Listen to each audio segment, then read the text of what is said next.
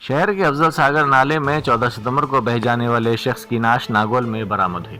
इसके अरकान खानदान ने हाथ पर मौजूद टैटू की मदद से इसकी शिनाख्त राम के तौर पर की। नाश को पोस्टमार्टम के लिए दवाखाना उस्मानिया के मुर्दाखाना मुंतकिल किया गया है। राम और अर्जुन, जो करीबी रिश्तेदार थे, 14 सितंबर की रात बारिश के दौरान अफजल सागर नाले में बह गए थे।